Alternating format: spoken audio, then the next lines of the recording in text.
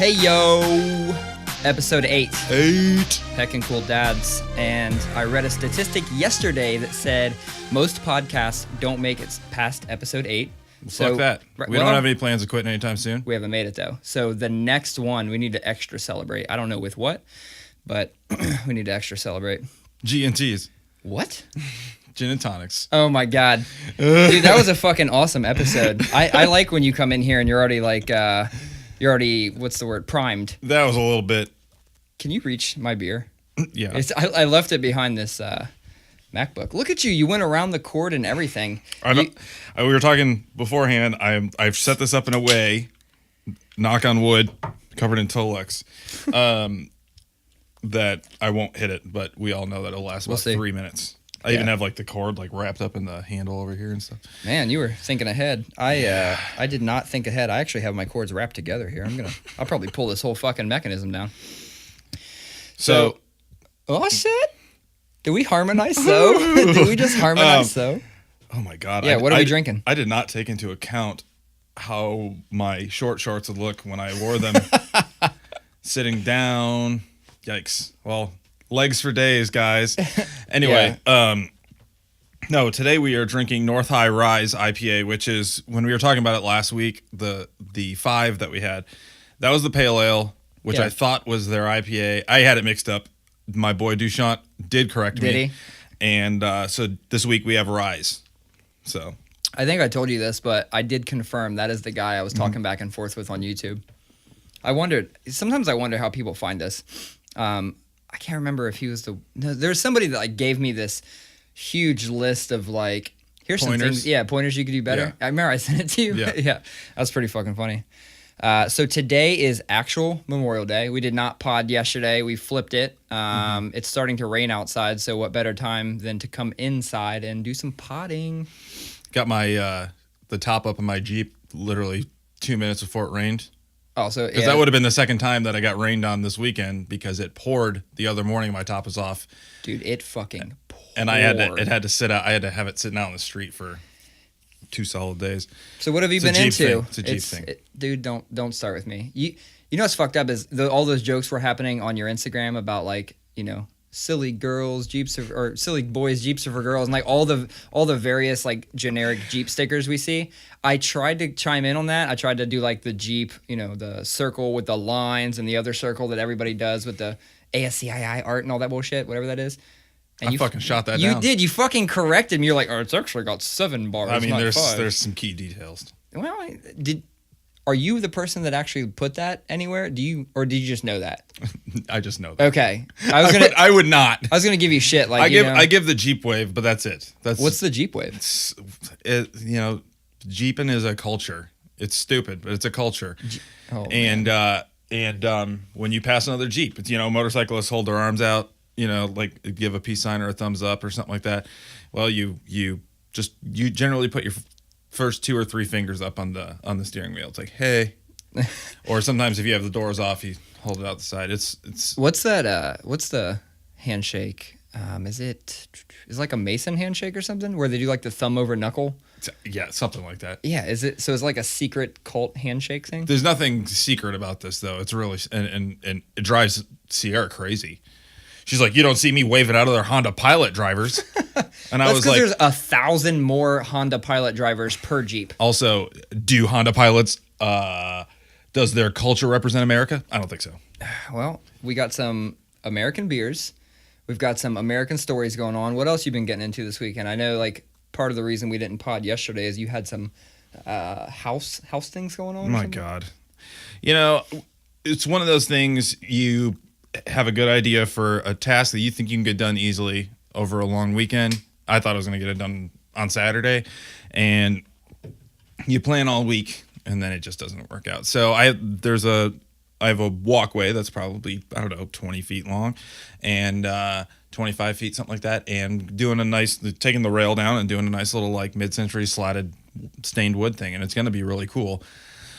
Tried to fasten the poles the way that the previous fence was, which was screwed into the concrete, and it was the most difficult thing in the world, and I wasted a bunch of time and money. So going to be actually burying fence posts like you're supposed to. The life of a DIY guy. Life of a DIY is multiple trips to Lowe's. Oh God, dude, my wife hates me for that. Every time I get an idea, I go and I get like half the shit, and then I have to keep going back to get all these little things I forget. I'm trying to be better now. I'm actually planning some home projects and trying to be better, but it's always a goddamn drill bit or something like that you have to have. Yeah, and I'm also the person that I won't borrow anything from anybody. I just buy all of it because I'm like, oh fuck, I'm gonna need that again, even if it is a weird, very specific masonry like drill bit that I literally won't need again. I'm just gonna go buy my own. I don't know why. So yeah, I did that mixed with a lot of Memorial Day long weekend partying, drinking, a lot of just hanging out, and my neighbors had a big party. And yeah. Are you also the person that grows your own vegetables? No. Why? Yeah, okay, let me stop. Have you ever grown your own vegetables? I haven't. I actually feel like it is. My best friend grows vegetables, his own vegetables, and I know it's super satisfying. That's about it, though, honestly, because when you walk in Kroger and you're like, damn, I could have just got 40 fucking tomatoes for $3, and I spent a few months, built a garden bed, topsoil, fucking tomato, like did the whole thing, and then you get done and you're like, well, I guess I can eat these 7 that came out okay. It's a fucked up thing, but we did it at the old house just to have the experience, and I wanted Hayden to, I don't know, have the experience. He felt pretty good because he loves those little grape tomatoes, and he got to take those for lunch like several days, and it was like the fucking tomatoes he grew. So, yeah, that's sweet. I mean, that was pretty tight. I think the key is, unless you're somebody who like has a urban homestead or whatever, where you turn your whole front yard into it. Like the people do that. You drive around Clintonville and the people do that. Yeah. And unless you're one of those people and it takes it really seriously and like actually turns your parcel into a farm, I think the key is to do stuff that you don't use a lot, like tomatoes. Like do stuff like hot peppers or basil. Things that you only need sometimes. Yeah. So at the old house, I can't remember how big it was. It was maybe like 7 or 8 feet by maybe like 4 feet. So it wasn't big by any means. But I let the dog out back one time and I wasn't watching her, and apparently she ate like all kinds of shit because she was inside sitting next to me. And I was on the computer doing some work, and she starts heaving. And I'm like, oh, poor girl. I look over. Dude, she threw up like 15 whole peppers, a bunch of tomatoes. I mean, these were whole ass things. Like, she just bit them, ate them whole, and then threw them all back up. And I had to just pick them fucking chunky things up. It was disgusting. So one of my cats has a thing for any leftover food in the sink. Like if there's like little bits of chicken or whatever, like he literally takes them out of the sink and like hides in the corner of the counter and eats food out of the sink. It's weird and gross. Well, I woke up this morning and it looked like he got into cilantro, something leafy, but I think it was cilantro. All I know is that every 4 feet, every time I turned around, there was another pile of bile full of leaves. Ugh. And I stepped in it multiple times because I'm walking around trying to find it, and I'm like, oh, there's another one. Ugh. So the animal puke. Thursday morning, I cleaned up cat puke. Of course, I have 3 cats, so there's cat puke all the time. Yeah. I cleaned up cat puke on Thursday morning before I dropped the kids off at school, and I was wiping it up, and I gagged, and I gag really easy, and I gagged. That must be hell for your sex life. Go on. Oh, I gag really easily, and it sent me into a coughing fit that, no joke, lasted a solid 3 minutes. I almost threw up like 4 times. My kids were like, "Are you okay? We're going to be late for school," because I just couldn't stop coughing. It was the weirdest thing. Are your kids still in school? Yeah, all this week too. Oh, or Thursday, Tuesday, Wednesday, Thursday. Mine is out. Nice. We got some figuring out to do. What to do with him for the summer? Shit, it's tomorrow. Shit, we are late on the game.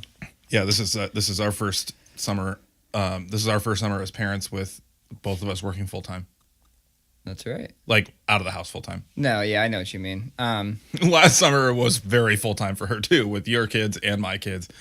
But I can't believe it's only been 1 year. It's crazy. Yeah, it is crazy. We've been getting outside a lot more. So something we did is we had a. There it is. What? Where you get at your new paver patio. Your new little location, dude. It's fucking awesome. When you think about it, though, like paver patios, you really are paying a lot of money for like an outdoor floor. You're just like, I know that I got grass and fucking some people don't even have grass, but tear all that shit up and put in a floor. Like that's what happened. We were so put in a floor that costs a lot of money every square foot. It really does. Pavers are goddamn expensive. They are, and we toiled back and forth going with like poured concrete versus paver, and then I don't know what the fuck. I've like always wanted pavers, so like really I think it was me just pushing like, well fuck it, if we're gonna do it, let's do it. It was great. They did the shit in 2.5 days. It's like 400 and some change square feet. Didn't buy any furniture though, so now like we're scrambling to figure out furniture. We got this fucking nice paper patio before Memorial Day, and all we can really do is like sit out there on bullshit pop-up chairs, and like it has a wall and shit where you can sit. But I feel like for as prepared as we were very fucking unprepared. Like when it was going in, we're sitting there thinking like, damn, we should have really got furniture. And of course my neighbor across the street's like, hers isn't even in yet. Like hers is like a couple weeks from now, and her furniture is sitting in the garage. I'm like, we like are really on the brink of adulting really well, but then shit like this happens, and I'm like, we suck. But you spent all day talking about this, right? I mean, you open your computer to 1,000 tabs. There were 8 tabs. So when I opened the computer today to get to the drive that we keep like all of our random fucking thoughts throughout the week on, there were 8 tabs of furniture, and I'm pretty sure none of them are the right one. It's either I don't like it or she doesn't like it. So how do you guys settle disputes like that in your house? Like if you got like a big purchase, right? And I mean, furniture's not cheap either. You're talking anywhere from like $500 to $2,000 for stuff, right? So that's a big purchase. When you have something like that and you guys are on just different fucking pages, like how do you settle that in your household? It doesn't compete with me, man. I make the decisions. Oh, you? I'm just kidding. I'm kidding.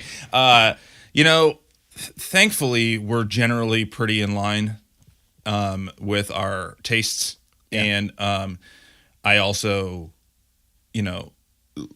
we're best friends first, and we've been together for half of our lives now, essentially, and I feel like we both know what hills we're not going to die on. Mm-hmm. So a lot of times it's kind of like, okay, yeah, if you want that wall to be that color, that's fine. Or if you want to have that chair in here, that's fine. I picked the couch. Yeah.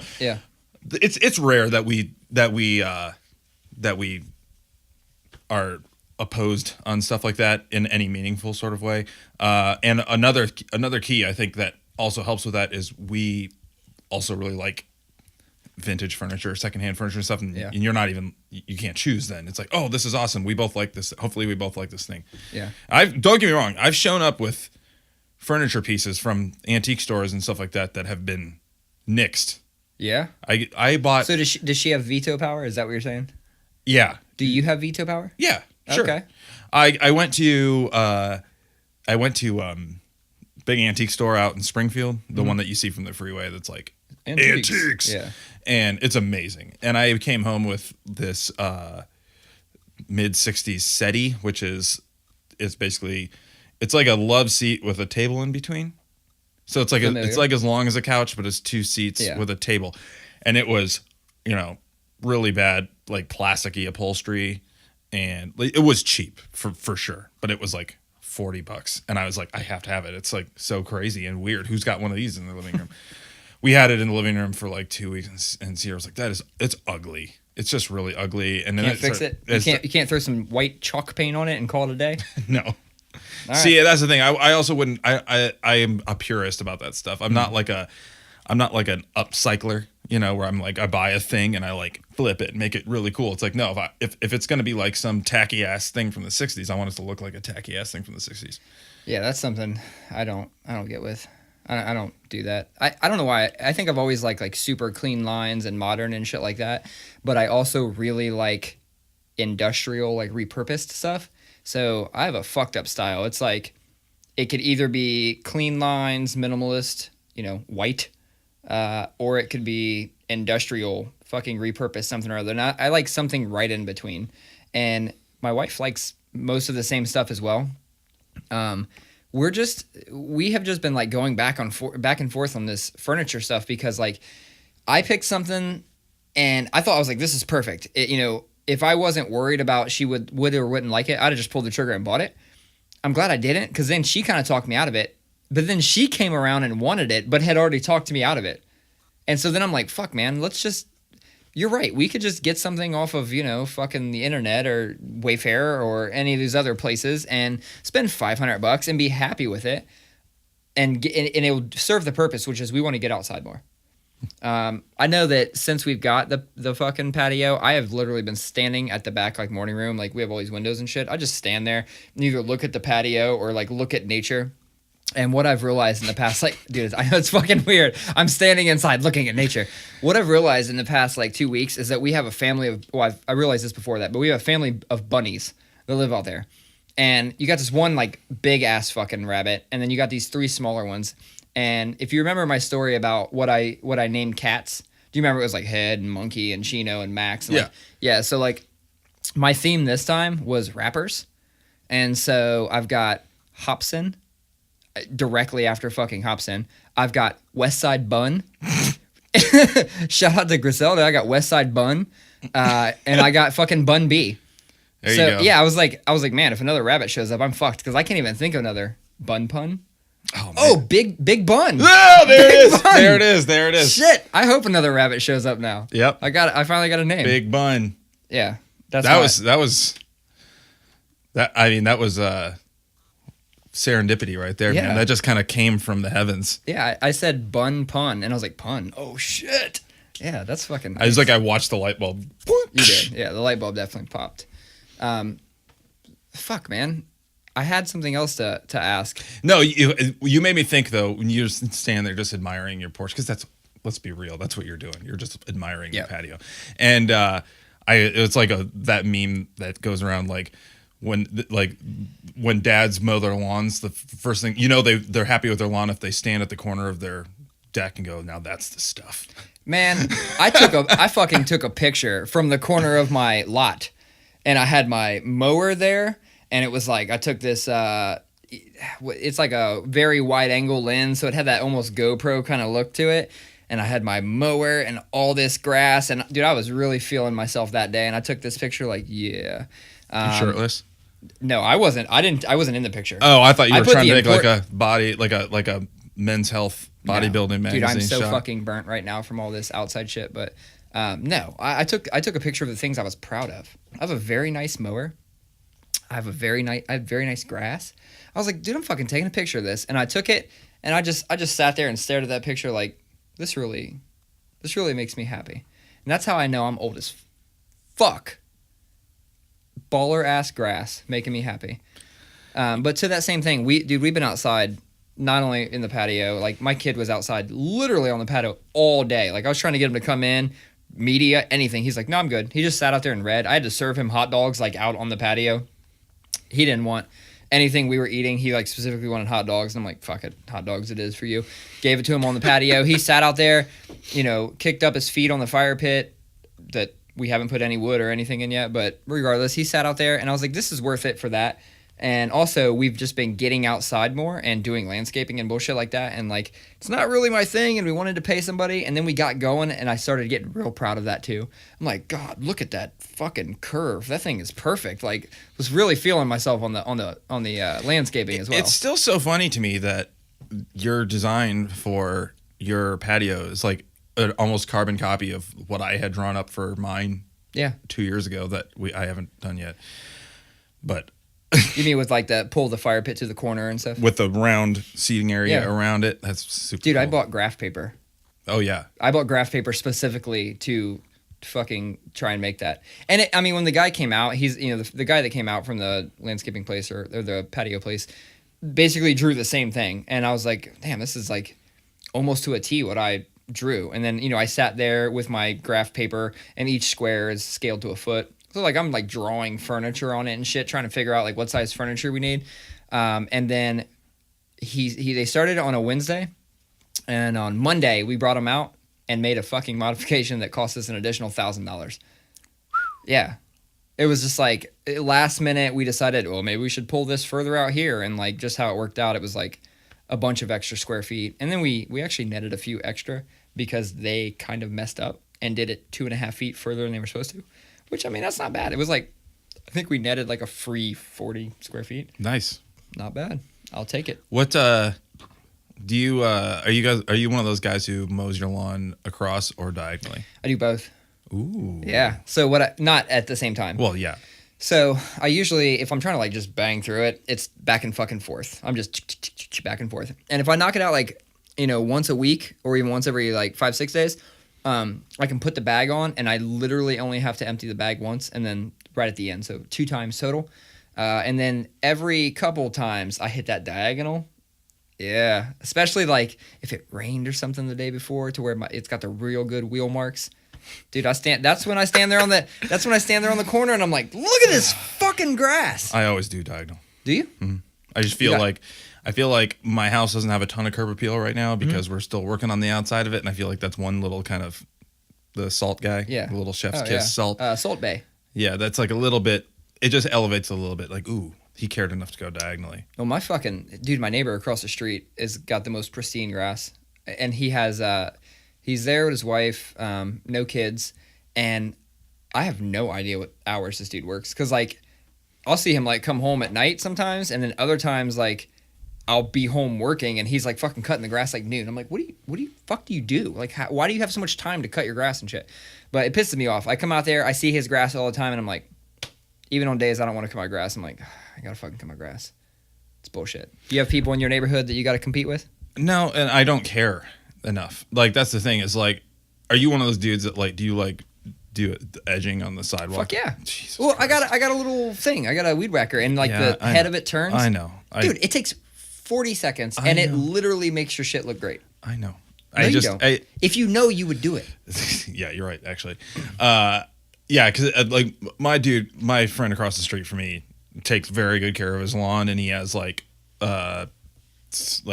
some organic place come out and spray it once every 2 weeks, something like that. And they put a little stake in the yard that says it's like organic something. Won't fuck up your animals. Anyway, so he takes really good care of his shit, but I just don't really care that much. I want to keep it neat, but not like I'm just not like crazy about stuff.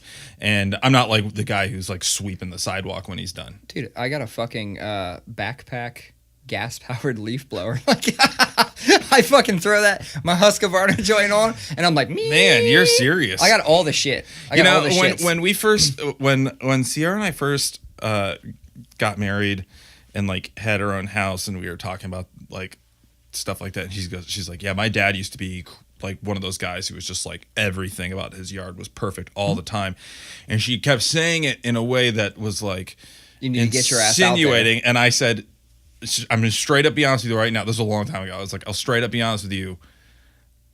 I'm not that kind of guy when it comes to yard work. I'm like, make it neat, like straighten up the yard, basically. Mm-hmm. But now you've got me feeling guilty with the fucking backpack and the edge trimmer and all this shit. And so, did I tell you the time that like everything got stolen from my garage? No. Okay. Well, when I lived over in fucking Westgate, you know how Westgate is. It's like Westgate's awesome. Everything around it is garbage, and like the cops will tell you like all the junkies come to Westgate to quote unquote shop, which means they're looking for shit to steal to sell for opioids. So Amy comes in one day and she goes, hey, did you move your toolbox? I'm like, what the fuck you mean? She's like, I don't know. It just looks smaller than normal. And I was like, I know. And I started getting worried. I'm like, what the fuck? So I go out and I'm like, we never entered through the side door, like the man door. We just popped open the key code, prop open the garage door. So like it's going up and I can't even wait. I'm like looking under it. All of a sudden I see the top of my toolbox is gone. And I'm like, holy shit. So then I'm like, I do this quick scan. We had so much shit in there. I see my bike is gone. Fuck, my other bike is gone. Oh shit, my lawnmower is gone. Holy shit, my table saw is gone. Dude, these motherfuckers wiped me out. The only thing they left that was of value was Amy's 2 bikes, which they stole my 2 bikes, left her 2 bikes, and my fucking leaf blower. So like that's the only thing I got. Like, you know what I mean? From back at the old place was leaf blower. So I fucking use that shit. It's tight. Oh, gas powered. Gas, yeah. Like going hard with that shit. Yeah, like the oil gas mixture, fucking get the primer out. That thing takes forever to start, but it is a beast. I don't want to keep us on like this old man shit. Dude. Like we got on a tangent about some grass. Some people listening to this have fucking checked out. You guys have. Literally talking about mowing. There's some gnats. There is some fucking gnats in here, I know. At least we don't have bands playing in the background today. Yeah. It did smell like what did I call it? Jazz cabbage. Jazz cabbage. The devil's lettuce. Devil's lettuce. I don't. Yeah, you're fucking. You. No, just we walked into said this everything joint that I and know. it smelled like a joint. It did. I wonder. Somebody obviously was here jamming. I'm gonna ask you about something else that you did this fucking weekend. Oh, real quick, I will one last thing. You got one last grass thing. One. one last grass thing to fucking sneak in. Yeah, one last thing about mowing the lawn. You know, especially I mowed it Saturday morning, and it was like 10 o'clock Saturday morning, and it was like. Do you realize we're 25 minutes in? It's almost been all grass. I don't care. Go on. You mowed it Saturday morning. Mowed it Saturday morning at 10 o'clock. It was already 85 and like 177% humidity. Yeah. The perfect hangover cure. All sweating it out? Oh my God, man. I'm not gonna lie to you. I was in bad shape on Saturday morning after we had fire pit drinks on Friday night. I actually have another funny mowing story about that. Won't do it right now though. Yeah, let's save some of our mowing gold. But got fire pit wasted, you know, which is where you're staring at one thing, so you're not taking in how your vision looks. Yeah. So you just keep. I think I made it through half a bottle of whiskey or something like that, and then I was feeling like shit on Saturday morning. You know why? You were drowning your sorrows. I said drowning. I put a D in there. Damn it! Why do I keep doing that? I keep putting letters in that shouldn't be after I made fun of people. Drowning. Yeah, drowning. Anyway, I'm not gonna fuck you up, but like I gotta ask you. You went somewhere Friday, and I have to make fun of you for this. Where'd you go Friday? I went to Detroit on Friday. How many hours does it take to get to Detroit? 3.5. Yeah, okay. And why'd you go to Detroit? I had a meeting. How long was this meeting? 2 hours. I'm just some quick maths real quick. 3.5 hours. Yeah. For a 2-hour meeting. We left at 7:15 a.m. And you fucking just turned around and came back. We walked out the building, got in the car, and the entrance to the freeway is right there. Did you at least consider the link that I sent you? Did you open it? I was telling you you should go visit this place. The fucking Moist Towelette Museum. Yeah, that was it. That's an hour and a half in the other direction. Really? Yeah, oh, that's right. That was Lansing. Hey, look, if you were going 3.5, okay, let's just call it 7 hours. You drove 7 hours for a 2-hour meeting. Dude, it was brutal. And we're like prime fucking millennials with every type of consumable video chat system available. 99.9% of them are free. And you drove 7 hours, and you can't drive an hour and a half to go to the Moist Towelette Museum? Well, for one, I wasn't driving. Two, I wanted to be home as soon as humanly possible. But they have their own Moist Towelettes. Not only was it Friday, not only was it a long drive for a meeting, but it was Friday, the day that you're not supposed to have to dress up, and I was wearing basically a suit. Yeah, I saw that. You fucking formal Fridays. That's a thing. Like I had dress pants on, and I had a shirt tucked in, and I had a jacket on. This is not me. No. It's not how I dress. Did you even dress like that at your wedding?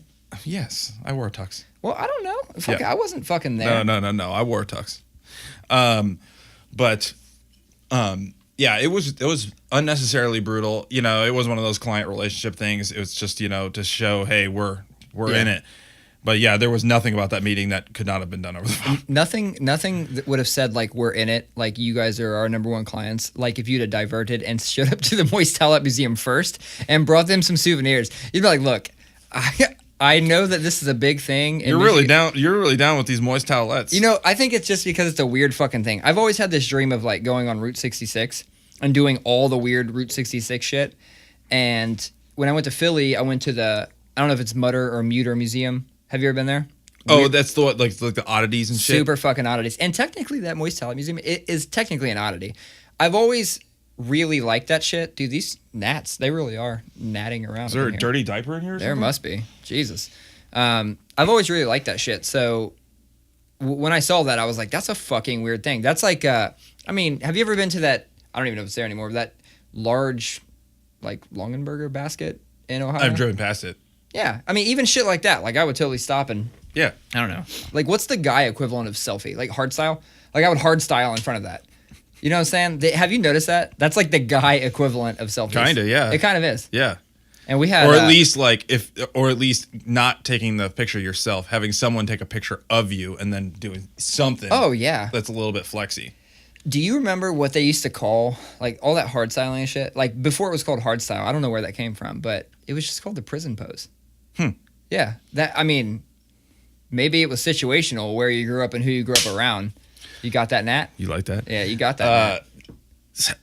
Yeah, that's weird. That I don't know. Prison pose. Yeah, I did. I have a picture somewhere. I should find it. I have a picture somewhere of Rowan, my oldest son, when he was probably a year and a half or 2 years old, like hard styling in front of a fucking Ferrari. Very nice. That was like parked down the street from my house.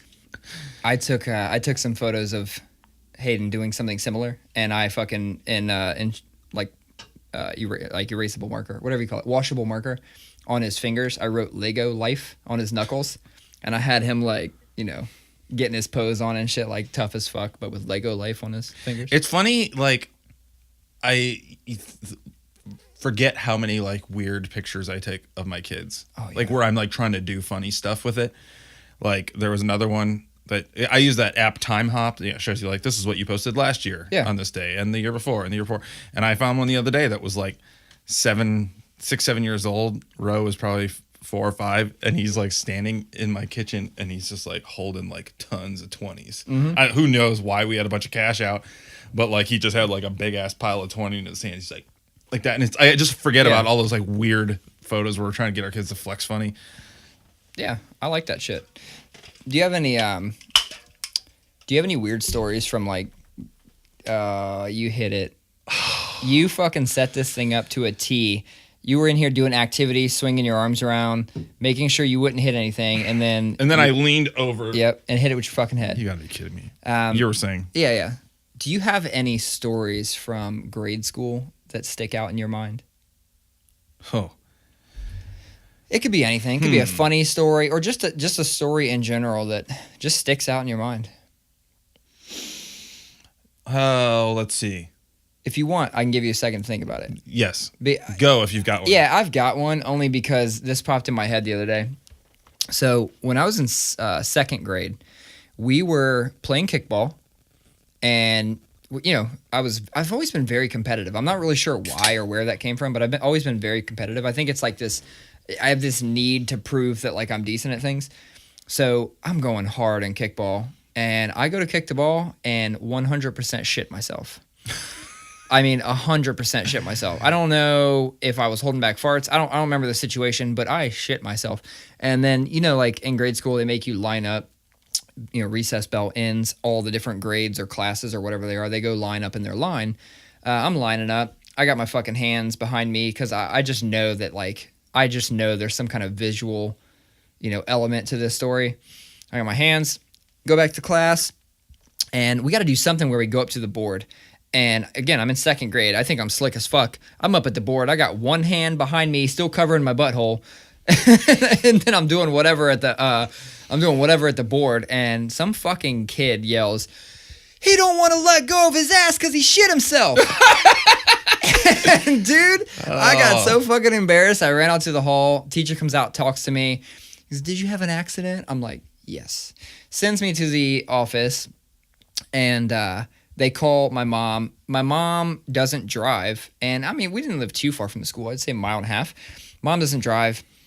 She calls my Aunt Diane, to come get me. And I remember my Aunt Diane like lecturing me like, you can't leave the poop in your butt like that. Like it's acidic. It'll mess up your butt. It'll eat your skin off and all this shit, dude. What? Dude, I was so afraid to shit myself. I mean, I should have been afraid to shit myself anyway, but I was so afraid of shitting myself after that. And that story, I don't want to say it traumatized me, but it's the only time I ever shit myself in my life.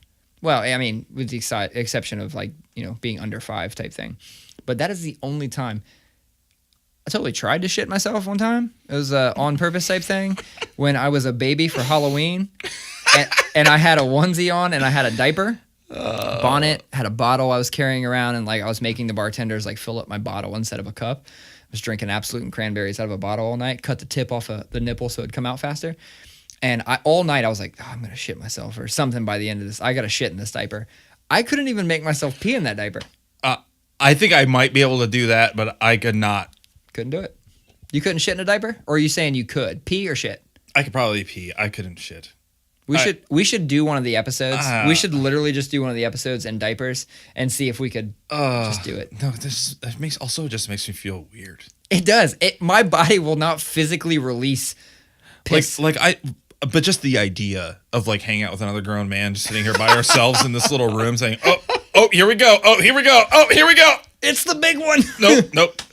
Didn't do it. Not again. Nope. Yeah, I can't do it. I can't even pee when I'm in like the ocean. Like my goal when I went to Florida last time was like, I'm gonna piss in this ocean. I couldn't even do it. My body won't do it. I got no problems peeing. Really? I got no problems peeing in pools, ocean, and that shit. That's why I don't swim in pools. Right there. Nah, man, the chlorine is so hard. Does chlorine kill the pee? I don't pee in pools. I bet Come on, you do. man. Do you tell your kids like there's a special dye in here, and if you pee, there will be a dye? No, I haven't. You. But it is weird that I didn't figure out till I was deep into my adulthood that is pretty much a total line of bullshit. Oh yeah, no, it's a real thing. They do make that. It's just I know, nobody actually. Yeah, it's so bullshit. Okay, so here's a story I have. My mind immediately went to a high school story, and I do have a pretty good high school story, but I'm gonna table that for now because it's funny. But I should tell it. But in second grade, my group of sorry. Hey man, spill it. This shit's got Tolex. Second grade, and my whole group of my crew that I hung out with, we were really getting into drawing. We were all like the kids who were the kids who just were doodling all day. We would draw I remember drawing like really crazy war scenes and stuff like that with tanks and jets and guns and just 7-year-old boy shit. That shit would never go over nowadays. No, you'd have the fucking cops called in there. I remember distinctly. It's like the burn in your mind thing. I remember like one drawing of like a dude who like had been shooting out of a window and was shot. So he was just hanging over, and there was like a big splat of blood on the wall where he was hanging over. And she's like, I was 7 years old. Second grade. Second grade. Jesus. Anyway, we were all drawing on our desks with pencil this day, and we were all drawing on our desks, and we got busted because we're 7 years old, and 7-year-olds are stupid. Sure. And our teacher, Mrs. Rexford, also probably my first teacher crush, if I think about it. Anyway, I was 7. Mine was third grade. Go on. And she took us out one by one. I was the third of the 3. Took us out in the hallway one by one. And I go out there and she goes, I'm going to ask you an honest question. I want an honest answer. Did you draw on your desk in there? Because we're not supposed to do that. And I was like, no, I didn't draw on my desk. Other than the fact that my desk like says my name on it and there's pencils drawing all over it. Collin fucking Simula was here. Wasn't me. She goes, well, Ben and Christian both admitted to it. So if they drew on their desks and you're the third one, did you draw on your desk? And I said, nope. Never back down. It's probably one of the only times in my life that I've like bold-faced lied to somebody and like not back down. I don't know if she told my mom about it. I should ask my mom if she even, I just hit that again. If she even said anything about it, because like it's like burned deeply in my mind as like the first time I remember like really lying about something and not fucking giving a shit. Yeah. That's weird, man. And I don't remember any repercussions for it. I don't know. Yeah, I have lots of like weirdo stories from school from various years that just stick in my mind. I think the reason that second grade thing does, other than the fact that it was the first and only time that I remember shitting myself, I've told that to my kid before, and periodically he reminds me of it. He's just like, oh yeah, well, I mean, you shit yourself in second grade. I'm like, dude, I'm like, come on, like, what the fuck? I don't know if that's like his payback for like, when we embarrass him and shit like that. But yeah, he'll just periodically remind me of that shit. Now, I remember another time. So I went to a Catholic middle school. I think I've said that before. So 6th through 8th, I was in this Catholic middle school. And if you know anything about Catholic middle schools, you'll know that they all participate in some form of fucking gambling. Like that, I don't know what it is that ties gambling and the church is like so closely at the hip. But all the times I remember gambling as a child have been at like school festivals that were. It's just the Catholics, by the way. The Catholics are the only ones about gambling. Dude, that must have been why when I was religious, I identified with the Catholics. Evangelicals, that gambling was a big time sin. Really? Oh yeah. Oh well, we gambled it up. I mean, that's one way. That's one thing that we thought the Catholics were heretics on. Was really? Like they've somehow twisted the Bible to make it okay to gamble. That's wild. I disagree with any of that. By the way, gambling's fine within reason.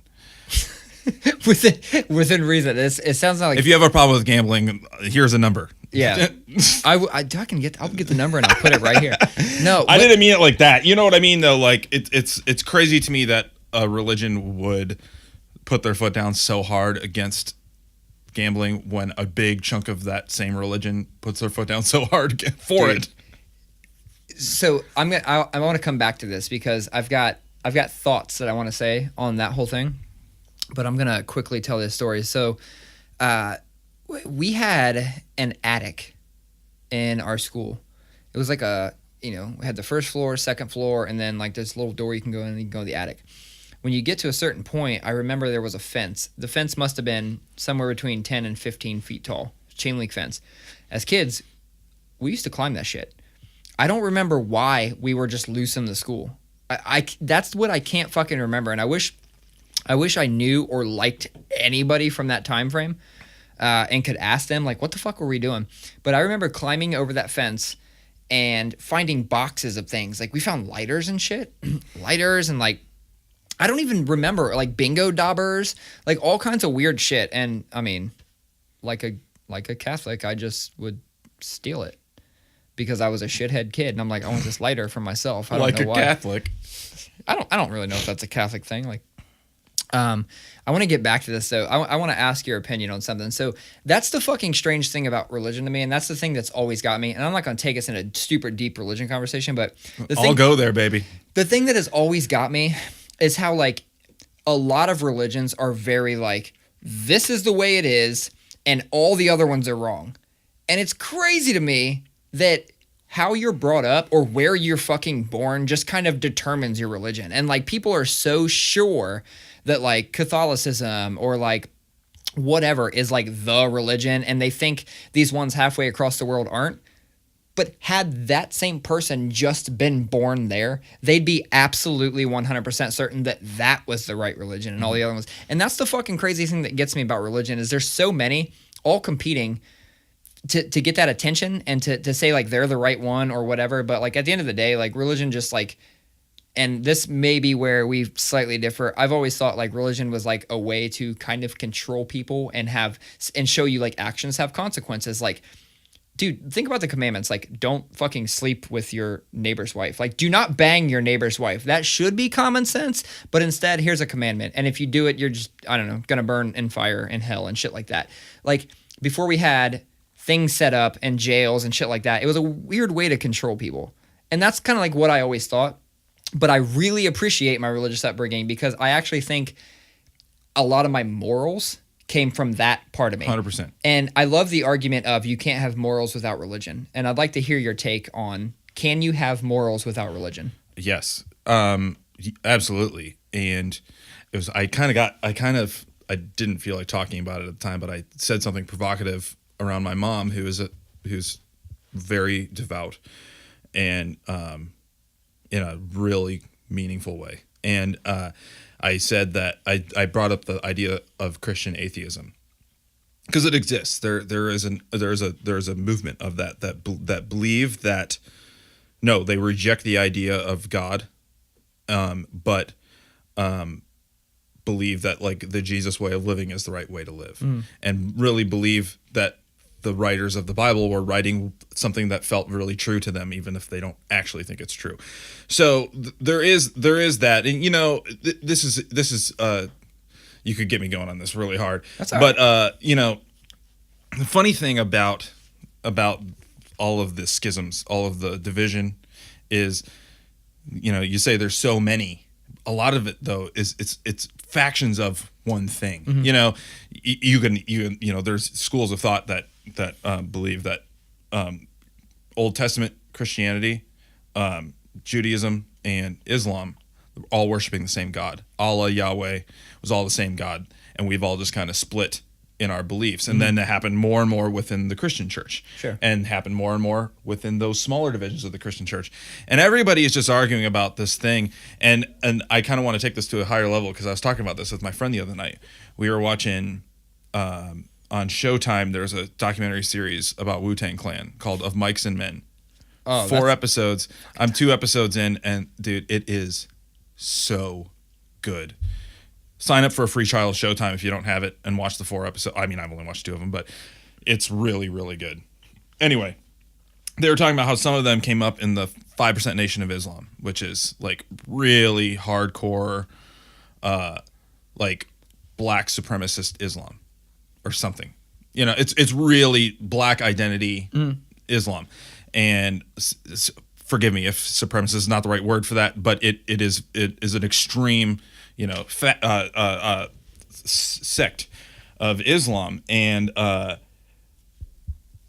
listening to them talk, listening about all the talk about the, you know, truth and freedom and love and acceptance and all this stuff. And I was just thinking about it, and it's just like, man, you look across the world, Christians, Catholics, Jews, Muslims, Hindus, Buddhists, atheists, agnostics, doesn't matter, dude. We're all chasing after the same thing. And that thing is understanding of our place in the world and how we can make it better, for the most part. Most of us believe that. Yeah, you know what I mean? I have a big problem with people who weaponize religion. And I couldn't agree more. And that is the thing that gets lost very quickly, is there is this idea that morality only exists within religion. But one would only need to look at the current landscape of American Christian culture to realize that that type of morality has nothing to do with anything. And they really just want power. Morality can absolutely exist outside of religion, because we all understand the concept of taking care of our neighbor. Mm-hmm. We all understand the concept of giving somebody the benefit of the doubt. We all understand the concept of it is better to love than to hate. You know what I mean? Like there's some of these kind of foundational things that we all can tend to agree on. So I think that's where we need to start across the board, not just religion, politics, culture, everything. We need to start with, but we agree that like we all just want our kids to have like a safe, loving environment to grow up in. Like, you know what I mean? And we can hash out the other bullshit. I think one of the biggest things that stops things like that from happening is the fact that nobody actually debates or argues in a manner that's proactive. Like, typically what I mean by that is, like, if you say something, I should be listening to what you're saying and actually rebutting, using pieces of what you said and either refuting it or rebutting against what you're saying. That doesn't happen. When you listen to arguments nowadays, they're pretty much just people that look like they're sitting there, you know, like a fucking small dog is sitting there waiting on you to throw a ball. Like, they're so excited. They just want you to stop talking so they can say their point again in a different manner. And that's what fucking drives me nuts. I just try to tune all that shit out. See, and that's, you know, the internet and social media are a really good thing. They're a really powerful tool. They're like, they changed the way everyone does life. Okay? Oh yeah, they're very powerful, and they in the core, this connectedness across the world is a great thing. But what it has created, especially in places like Twitter that have limited, you know, 280 characters. 280 characters. You know, it has turned discourse. It's taken discourse out of the equation. There is no discourse anymore. It is all, I'm yelling louder. I'm getting my point out. That's it. Yeah. I'm not listening. That's the problem. That is what has ruined our culture, is that everybody has stopped listening and joined their little camp of people who agree with them. And they're just retweeting shit. And just middle fingers up. Yeah. I mean, that's where we're at. And I'm going to pull us out of this, I'm going to pull us out of this, like, kind of serious conversation, because I think you and I both can get into these, and we could stay here for whole episodes. Absolutely. But I'm going to pull us out of this. And when we start talking about social media and how it's changed things, first I want to know, did you have a MySpace? Mm-hmm. Of course. I had a Friendster, dude. Oh, fuck. I forgot about that one. Of course I had MySpace. Wow, there are so many like weird, just forgotten about, social media, social networking, social everything sites. And there's even been some to pop up to try to rival Instagram. And I was so hype on them. I wanted them to succeed. They of course didn't. But I'm going to show my scene cred here. Were you on Makeout Club? Dude, I was not on Makeout Club. But I what was the one? That was Only Undies or something? Was that another one? That was one. Yeah, I remember that. That was one. kind of like somebody took the Makeout Club concept and like made it even funnier. Which is, that's all that's happening right now with all these various ones. They're just taking Instagram and just what I'm saying is spoofing MOC was there before them all. Sure. Whoever came up with the idea for Makeout Club deserves some royalties. Yeah, from like all this shit. No, so anyway, MySpace. Back to MySpace. One thing that I fucking miss, but I it's like on one hand I'm glad it's gone. One thing I miss though, top 8s. So did you have all real people in your top 8? Probably. Really? So I don't know about you, but I used to fucking modify MySpaces and like take over the CSS and like do full fucking, and I charge people. If you're not part of the solution, you're part of the problem, Jeff. What? Why was I part of the problem? There was a demand, right? And I was the supply. No, man, you monetize that demand. I get it. I Yes, get it. that's all I get did. it. But you know what you did? What? You made the internet a lot worse for all of us because Why? all it did was made your CPU feel like it wanted to jump off a cliff. Nah, my shit was optimized. Come on.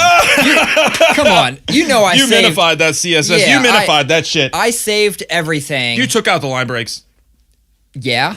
And I saved everything from Photoshop. I always saved it in like the Save for Web. Geez. Remember that where it stripped out all the color palettes like that your picture wasn't using and shit and made your photo really small. You can actually still do that in Photoshop if you save as How many external? Yeah, of course. I use Photoshop every day. legacy. How many JavaScript scripts were you calling in on that shit? Because that's the stuff that weighed it way down. Yeah, but they added so many features in, you didn't have to. I remember finding all these sites of like what the various layers were, like this CSS layer is called this, and then you just had to put yours in there in a section that was before that one and just took it over. It was tight as fuck. I know. Yeah, so I used to charge people like $250 or $300. Fuck! That's amazing! Yeah! All right, yeah. No, you're part of the solution then. Yeah, it was tight as fuck. And but here's the real kicker. Like, here's one thing that I used to do. Totally not proud of it. And there are people still doing concepts like this today. You remember when they finally added the ability to add music to MySpace? Well, first of all, do you remember when it was just MySpace, and then bands were using it and shit, and they were like, "Oh, if you're a band and using it, click here to convert your profile over to a band profile." So I did that, and you could set a song to play when somebody went to your page. A song auto played. Right. And people used to judge you by your fucking MySpace plays. Like if they went to your page and your band had like 1,000 plays a day or something, they're like, oh fuck, it's a legit band. So this is so booty of me, but this is what I used to do. So I used to charge people, and I'd write a script that would open a web page. It'd start playing their song, and then it would, after like 3 minutes, it would close their web page and then just open it again. You motherfucker. And then I would send it to them, and then 5 or 6 people could be running the script. And you just have to leave the house and just let that shit run. It would open the website, go right to the MySpace, that URL, song would play, close. And do that over and over. And I mean, you're not generating a lot, right? You got to think 3 minutes, however many times you can do per day, 5 computers, whatever. But there's still shit like that going on today. Like on Spotify, people run that shit up. You think so? No, that happens. Like people will make playlists of one song and just play it overnight. Wow. Yeah, it's crazy. I didn't think about that. Those curated playlists, though, those are that's like the holy grail. That's what people want to get on. If you get on those curated playlists, your shit can go from you have no plays to you're on some curated playlist and you're getting a gazillion plays. I mean, that's how the End of the Ocean did it. Exactly. That's who I had in mind. They're fucking cashing checks. Yeah. It's crazy. That's what I'm saying. That's how they went on our first tour overseas. Yeah. They used that Spotify money. Yeah. That's tight as shit, though. They're still making that Spotify money, too. Really? It's crazy. It's just still coming. They got one song that's got like fucking 15 million plays or some shit like that. That's the one that I think is on the curated. But since then, now some have like 10 and 2. And, like they're getting millions of plays on. We've talked about this before. They fucking deserve it regardless. They could have gotten that anyway. And the reason they got on the curated playlist because somebody recognized the fucking talent of that band. But That's neither here nor there. Yeah, I know people are still doing that. And I know people are buying likes and buying fucking friends and, buying all that bullshit. That MySpace music's gone now, though. I actually had some songs on MySpace, and I tried to find them one day. And don't you remember, like, a few years ago, Justin Timberlake's company, like, invested in MySpace, and it was going to, like, come back and be this big thing? It was Justin Timberlake and the Napster guy. Really? Yeah. Sean Parker and Justin Timberlake bought MySpace to turn it into a streaming music site. And it just faded off into the abyss. Yeah, but you heard what happened like 2 weeks ago. No. They fucking lost 15 years of music. It's gone. So all the music that was on Spotify, everything we just talked, or not Spotify, MySpace, everything we just talked about, that being in a band, people like me, I was gonna say, people like me who design band websites. Yeah. Once MySpace became the band place, well, fuck me then. Like nobody called me for websites anymore because it was all just MySpace. Anyway, they were fucking paying you. Yeah. But yeah, no, they just lost. Like I don't know what happened. Like they lost a server somewhere or something like that, and the music is gone. So it's actually been fucked up for a while. And I know this because a couple years ago, I actually found one of my old pages that just had random shit that I had done. Like I put up a couple of just random songs I did by myself, and I put up like a Young Jeezy cover, and I put up just some bullshit like that. I found the actual page, I found the songs, and when I would click on them, it would try and it would never play. And I tried multiple fucking times. I did the same thing. Yeah, and so the shit's been gone for a minute. Like, let's be honest, it's fucking been gone for a minute. Dude, you're tearing that thing up. Jesus. So something else that I was thinking about over this last week since we've got together, I went to McDonald's. Okay. And I don't do that a shit ton. I do. I fucking love McDonald's. Single cheeseburgers for life. Too much bread. No, that's... We've had this conversation. We did have this conversation, but regardless, I went to McDonald's, and I was thinking like, man, these have really fucking changed. Like I walk in the one by me, and it's got this big ass screen, and like I order myself, and I grab a number, and I sit down. I'm like, this is the fucking landscape of McDonald's has really changed. Mm-hmm. It used to be like the place to go for those big play areas, like the ball pit and the fucking tubes and shit like that. And it got me like reminiscing about those type of days, which it's ironic that McDonald's is always called like, fat people, they eat a lot of McDonald's and shit like that. But it's like, damn, McDonald's used to actually provide you a place where you could play some of that fucking fat and energy off, right? They don't do that anymore. No, they do. But those places, that only exist like out in the sticks now. It's only older ones. It's because they haven't been flipped into these new modern ones yet. Yeah. So that shit's going away. It's on its way out, right? But it reminded me of like the greatest time in history, like the pinnacle of kid places at McDonald's. Do you remember when like they all had Nintendo 64s? Fuck yeah, I do. Was that not the shit?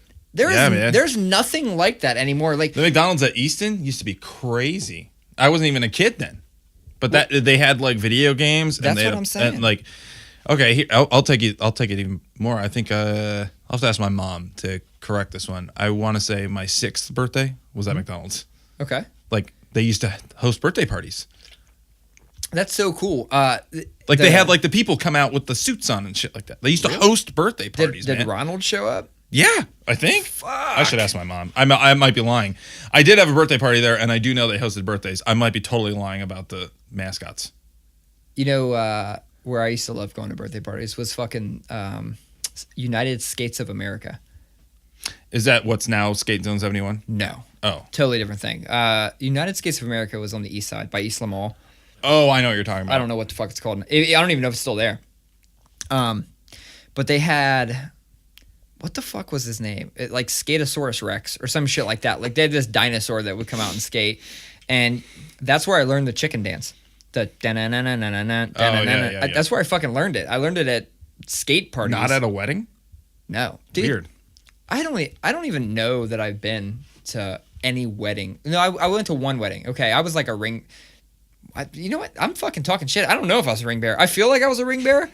I really don't fucking know. I know there's a picture on my mom's like dresser, like some dressers have mirrors on top of them or whatever. She's got a picture tucked in right there. I've got to be 6, maybe 7. I've got the fucking tuxedo on. I've got the spiked hair. I've got the glasses that don't fit my face. And I was definitely in the wedding. I can only assume I was a ring bearer, but I don't remember that whole fucking part of my life. And other than that, I think the next time I went to or was in a wedding, I was well into adulthood. Did you go to a lot of weddings or something? Must have. I have a lot of memories of weddings. Really? Family and shit? Yeah. Big family, lots of, divorce like crazy family. So there's lots of extended people. Yeah, I went to a lot of weddings. I remember one. I was probably like 6 or 7 years old, and it was my mom's stepsister, and she was marrying some rich as fuck lawyer in Chicago. They lived in Michael Jordan's neighborhood. Oh shit! I mean, like rich as fuck. And I remember their wedding.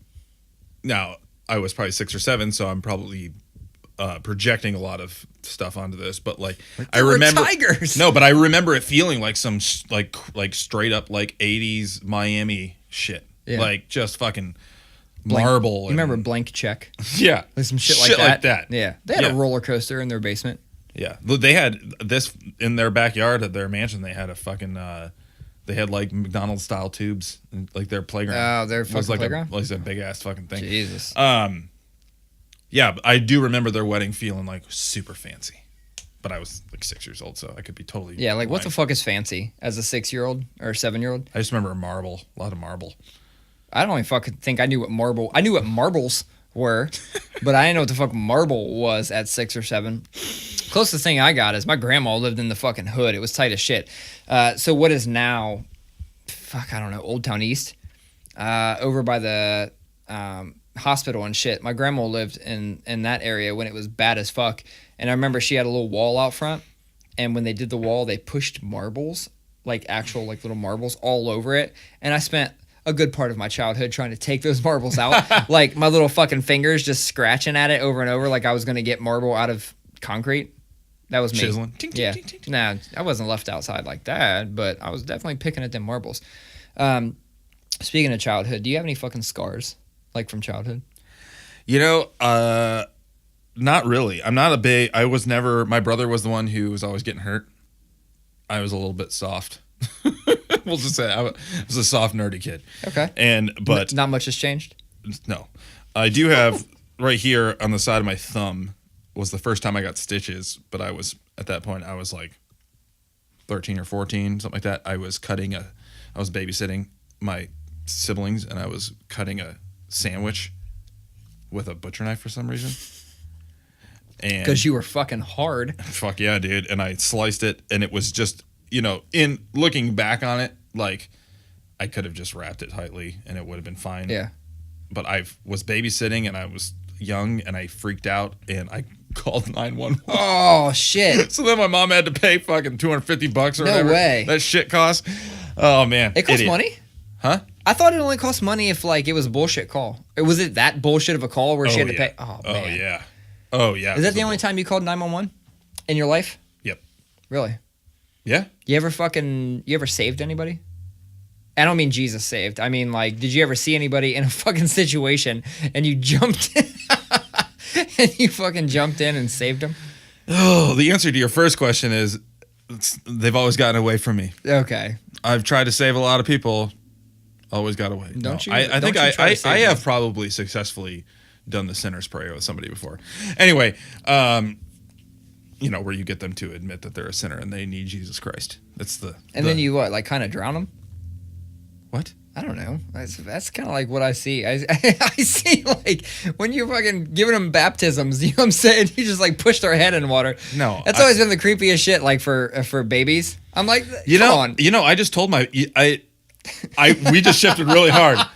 Because no, I've never saved anybody. Okay. In that way. And I'm sure you've got a story. Like a burning car? Right. No, you don't. Go on. And but no, the baptism thing, I actually told my baptism story to my coworker on the way to Detroit the other day because it's kind of crazy. Well, hold on. Before you get into that, like you got to really run out of topics to be like, "Hey, want to hear my baptism story?"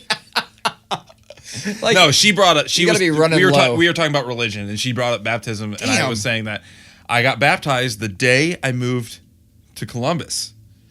I was 18 years old, and I went to a big church in Grand Rapids, Michigan, called Mars Hill, that was run by a guy named Rob Bell, who became a pretty famous celebrity pastor, and he's like friends with Oprah now and shit like that. Whoa.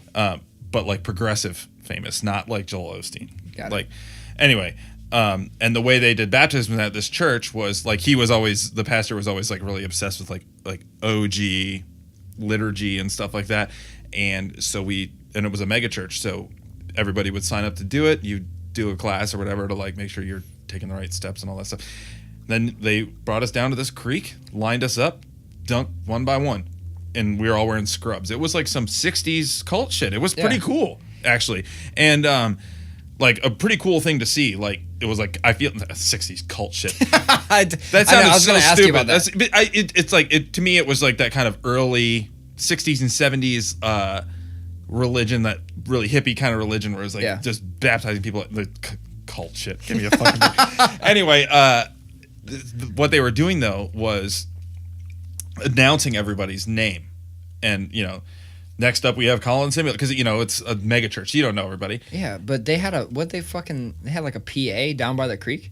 Yeah, it was awesome. It was a big cookout event thing, and it was like a big church cookout essentially with baptisms, and so my sister was getting baptized at the same time. Or just before me. So younger or older? Younger. Oh wait, younger. Yeah, younger. Yeah. So 9 years younger. So she was 9 years old doing it. Why'd they wait so long to baptize you? Oh, I was baptized as a kid, but the way you do it in evangelical Christianity, not the baby baptism stuff, is it's my personal choice. It's like it's when I decide that it's time for me to have that symbolic entrance into. So you get the first one, and then you get to choose when your next one is. A lot of churches don't. A lot of churches believe that it's sinful to baptize babies. Really? Because they believe that it is a personal choice you have to make. Got it. Anyway, baptizing babies is more about I'm committing to raise this kid as a Christian. That's basically what baptizing babies is. Anyway, so they announce my sister. She gets baptized. They announce me. And he literally says over the microphone, not the pastor, but like the guy announced, next up. No, I'm just kidding.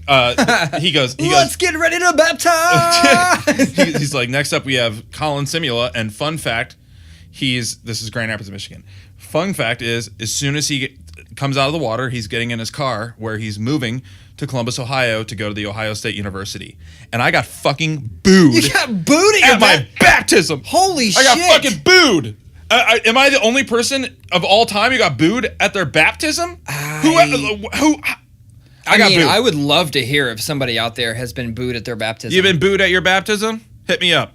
Yeah, that's fucking great. That's a very weird, super unique to you I know story. that was a big lead into that punchline, man, but I got booed at my baptism. As a Christian, this is the thing. Yeah. You're getting baptized. You are saying, I am all in for Jesus Christ.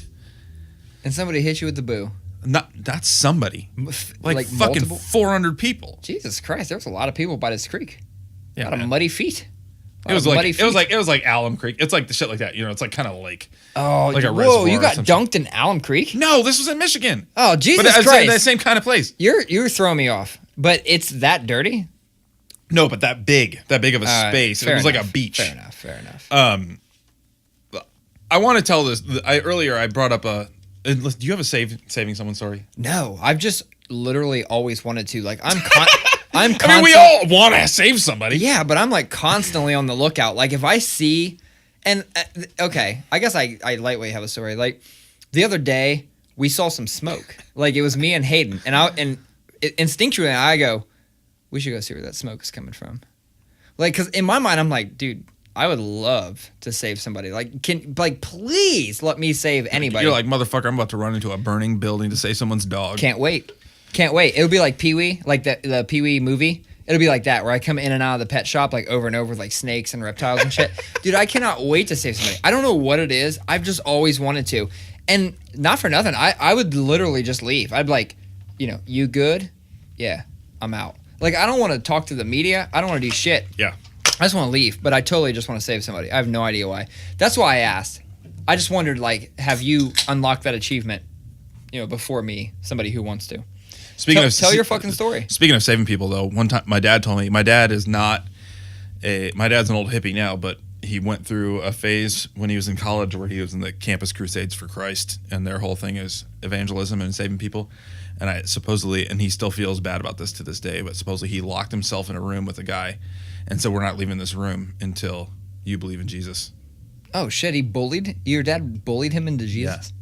Sorry, Dad, for bringing that up. If you're listening to this, he's not listening to this. No, he's not. No, he feels bad about that shit, especially because he definitely doesn't believe that way anymore. I posted a couple YouTube videos of clips of this, and my mom sent me a text and said, "Hey, what are those things you're posting?" I was like, "Did you watch them?" She's like, "No." I'm like, "What?"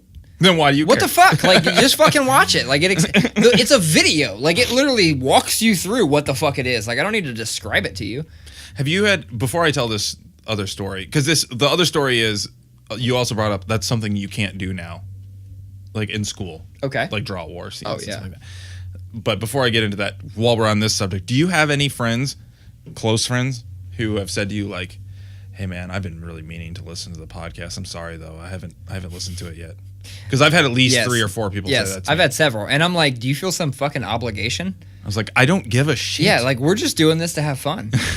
And I've also had some people listen to it that like it made me think like, damn, did I talk about anything that might offend this person? Oh, I've already felt that way a couple times. But then again, it's like I also don't care. Yeah. Just turn it off. Yeah. Like that's how I feel about the fucking world. Like, oh, I'm sorry that thing offends you. Fucking don't watch it. Oh, that offends you? Turn it off.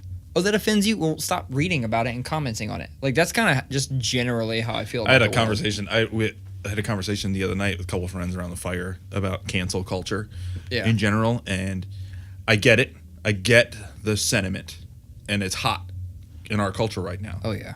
But goddamn, man, like I have said so many regrettable things, and I have done so many regrettable things, and I have had so many regrettable beliefs.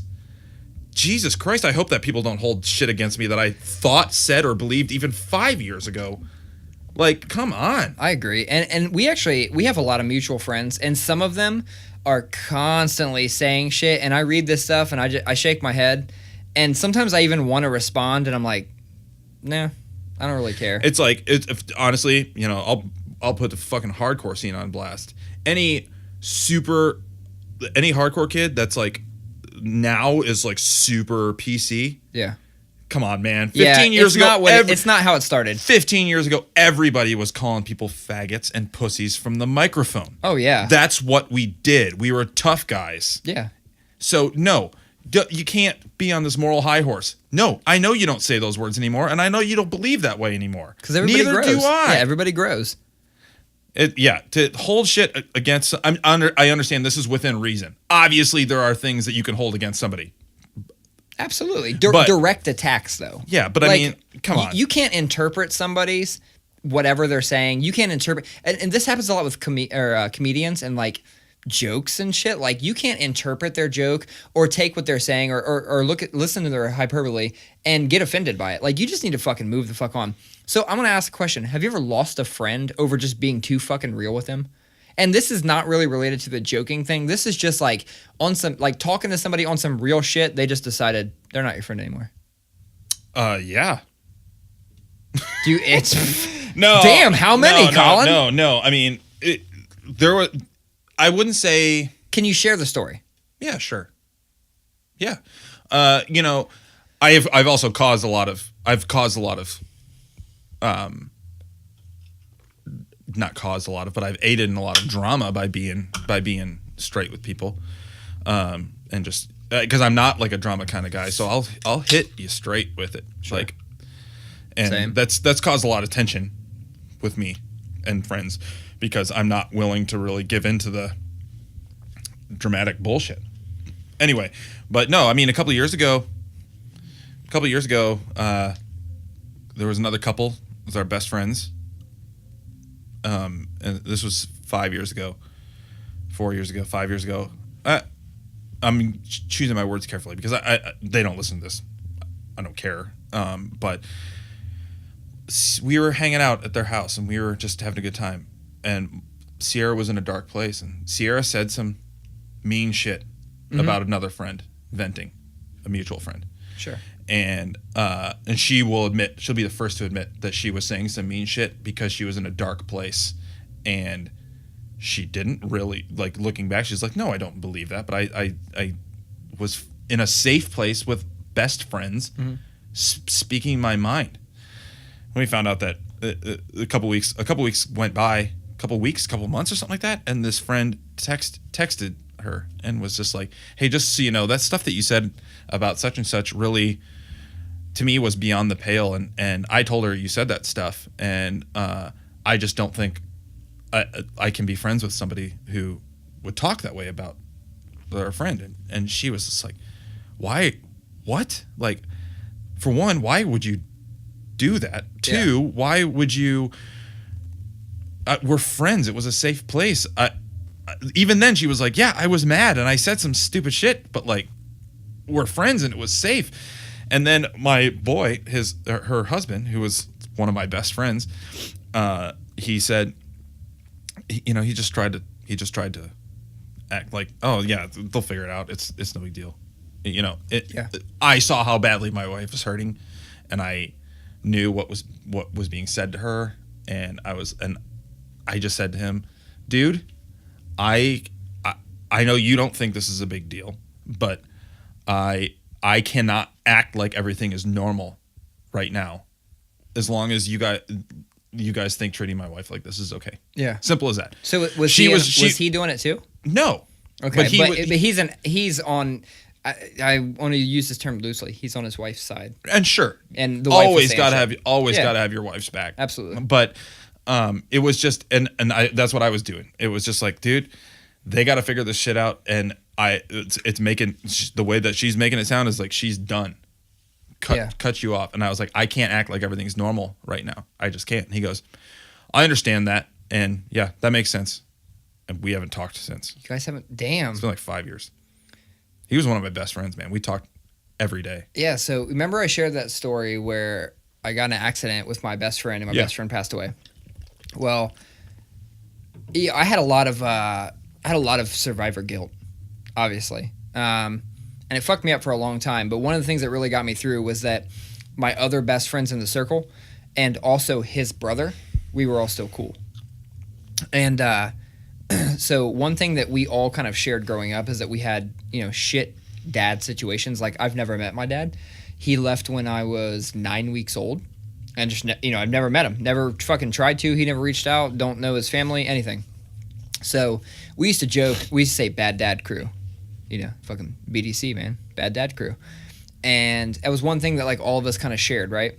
Well, one thing that he was doing was with he had 2 kids, and he was going through it with his wife, soon-to-be ex-wife at the time. So he's going through it, but what he's not doing is he's not seeing his kids. He's not picking them up. He's not paying child support. He ain't doing shit. Me as an onlooker, I could look at that and be like, man, I get he's going through it, but he's also coming out with us like every fucking night. Spending money at the bar. He's fucking, he's doing drugs. So you start to feel a little bit like you're enabling. Aiding and abetting. Yeah. So I said, look, man, I don't give a fuck what you do. I ain't here to judge your life. Like, you do you in every capacity that you want to do you. But you need to take care of your responsibilities. And so we pulled him aside, and it was me and Kyle that pulled him aside. And we told him, like, just take care of your fucking responsibilities. You remember BDC, man, Bad Dad Crew, like, he had one too, right? It was like, you can't be that person. You always said you'd never be that person. And we pulled him aside, talked to him, and he kind of like shrugged it off. He's like, I'm gonna do me, yada yada. We still continue to hang out. I get word that the shit's never changed. There was times where, like, he was supposed to pick his kids up and literally just didn't go. And so, me being me, I wouldn't be me if I didn't just be fucking all the way real at all times. So me and Kyle pulled him aside again, said, hey, this is what we're hearing. You know, I know it's not really my place. This is your shit. But as an onlooker, this is how I feel. And as your fucking best friend, this is how I feel. And he literally said, you do you, I'm gonna do me. That was it. It's been fucking 10, it's like 10 years. Yeah, man, it's the same vibe. I mean, like, how the fuck can we be best friends from high school His mom got murdered. I was there during all that. And then his brother passes away in my presence. We're still tight. And me saying, I think you're cutting corners on being a father that you should be. That's the thing that put him over the edge where he goes, you do you, I'm going to do me. And he fucking never talked to me again. I've only seen him one time since then. Is he still fucking off? Fuck if I know. Oh. It's literally been like 10 years. And it's been probably 7 since I've seen him. I ran into him after a few years of him like, just doing his own thing. I ran into him at Scully's. I don't know if you ever went to these. You remember, man, what the fuck were those called?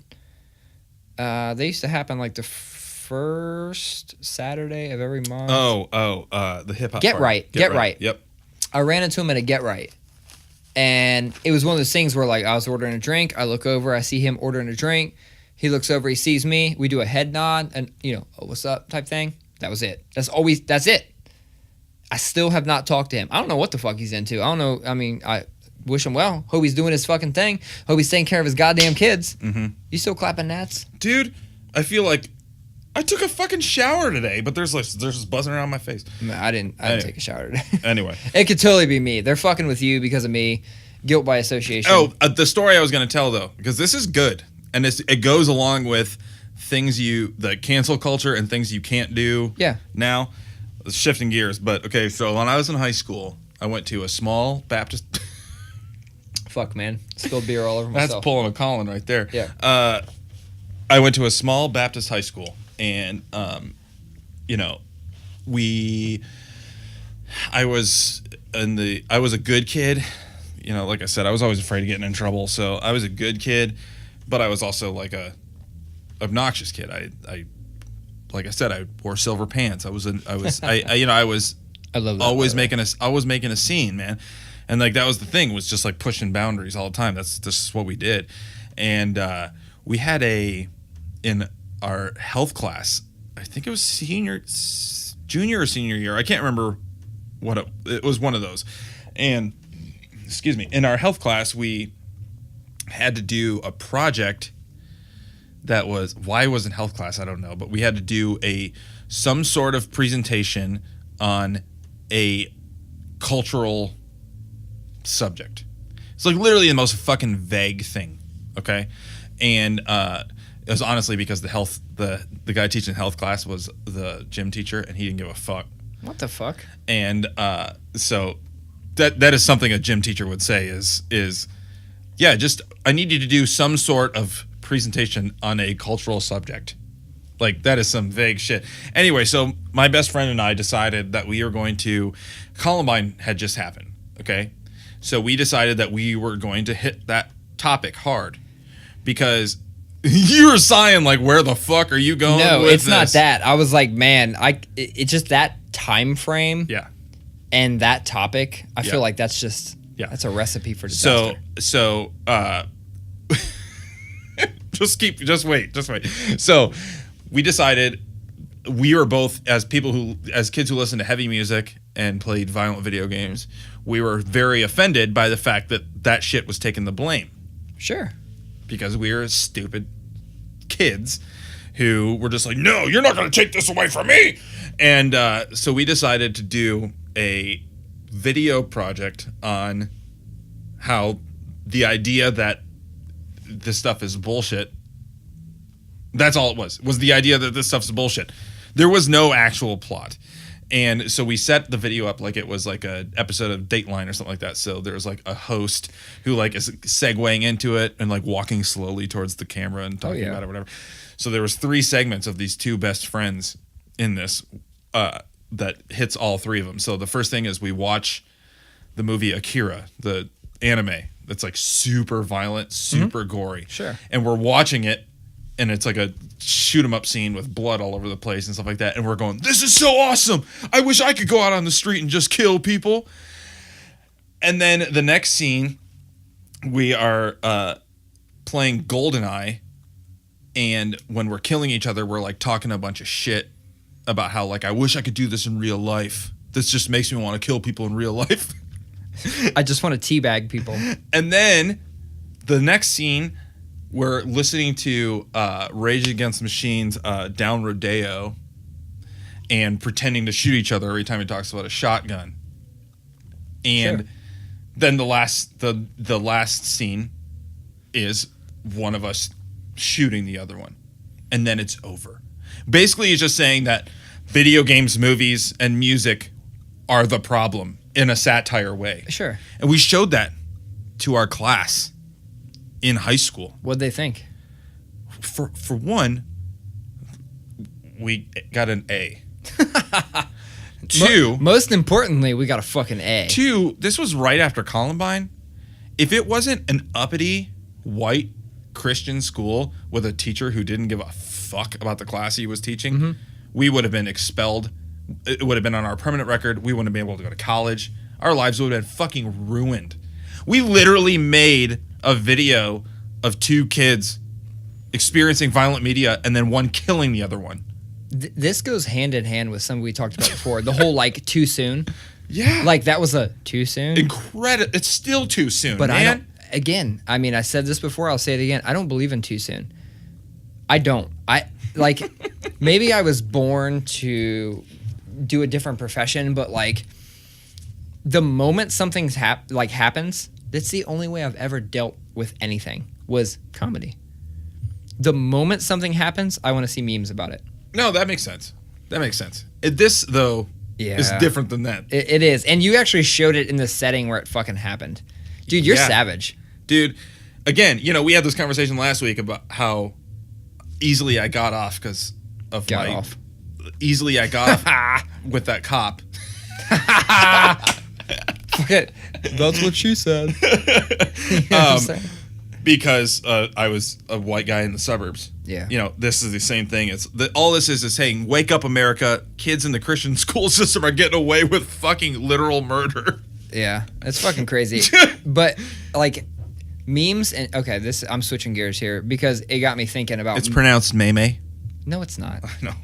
Dude, my kid did try to tell me that. No, it wasn't my kid. It was fucking Kyle. Kyle said memes. I was like, dude, I'm pretty sure it's memes. Like, I'm not, like, up to date on shit. This is some years ago. He goes, memes. I'm like, I don't know a lot, but I think it's memes. He's also the person that tried to tell me that a URL was pronounced Earl. Yeah, he's like, what's the Earl? I was like, the what? The Earl. GIF or GIF? GIF. Fuck you. Dude, that's the real fucking way to pronounce it. I know. I do say GIF a lot. I'm totally guilty of that. But when I consciously think about it, I say GIF. It's because your name is Jeff. That's why you're doing it. Dude, it's a G. I'm not a G off. I'm a fucking Jeff.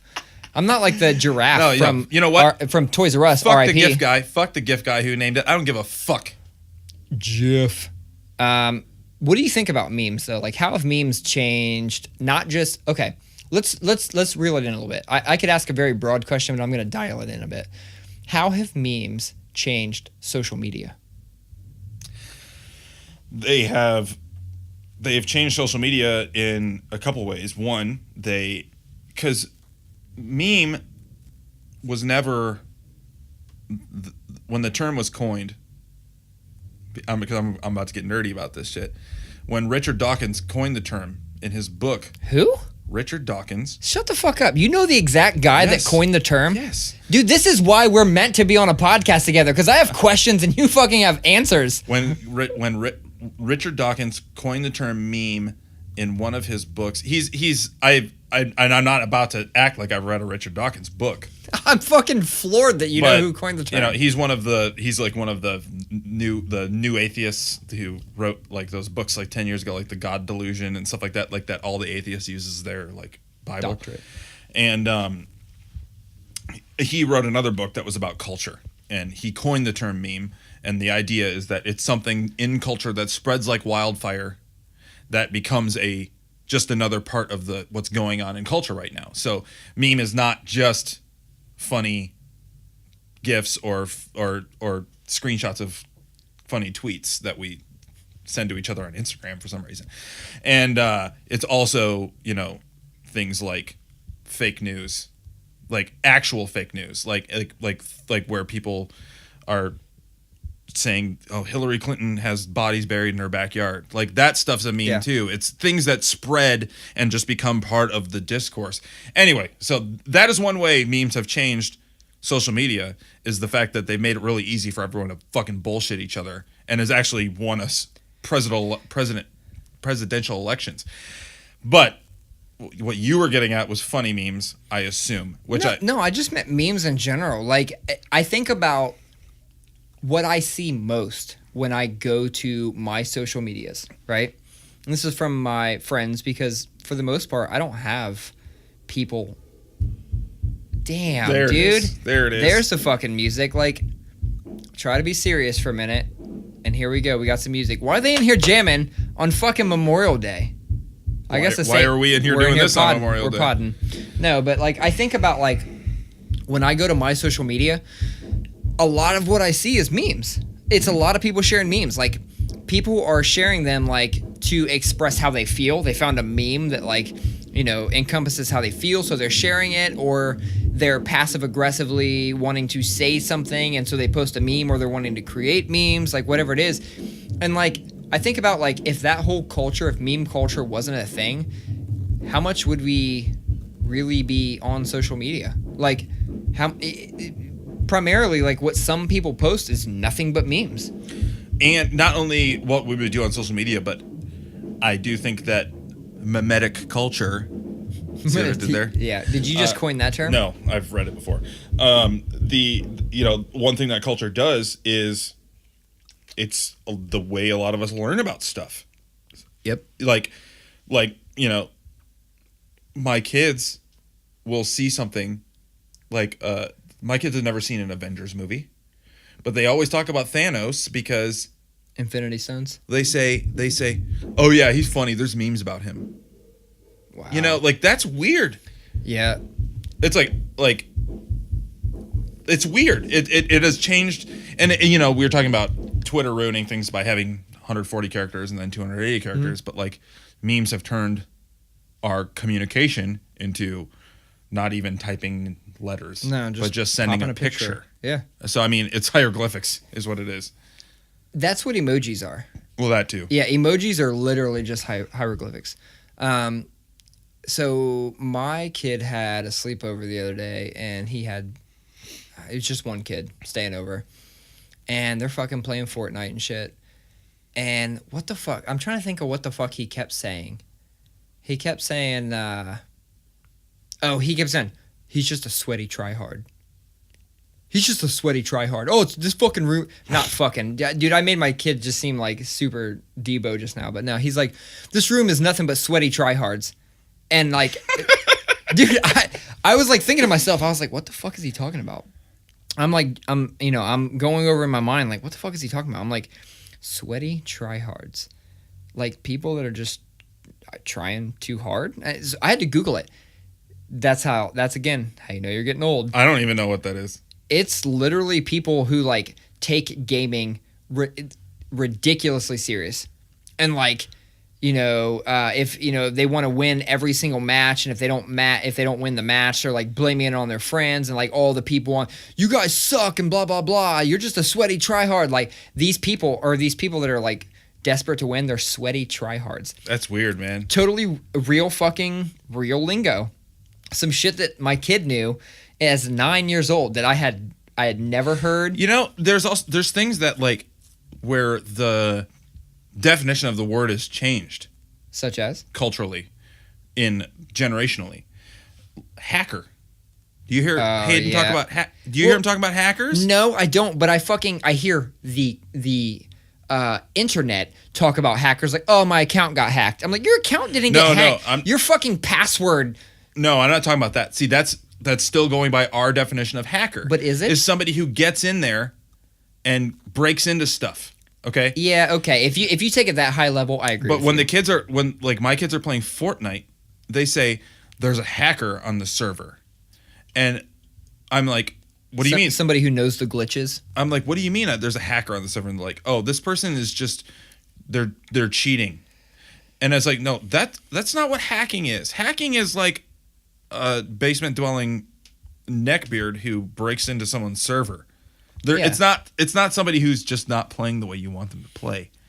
It's weird. They use hacker like as like a just like somebody who's breaking the rules. Yeah. It's weird. I also love that like movies portray hackers like they're like enhance. They're like, hold on, I'm almost in. I'm in. I'm like, whoa, fuck, that was fast. Isn't that's like the coolest shit? Jurassic Park, and she's like, it's a Linux system. Yeah, it's gonna take me a minute. No, did you use like AOL and AIM and shit back in the day? Yeah. Did you ever use punts?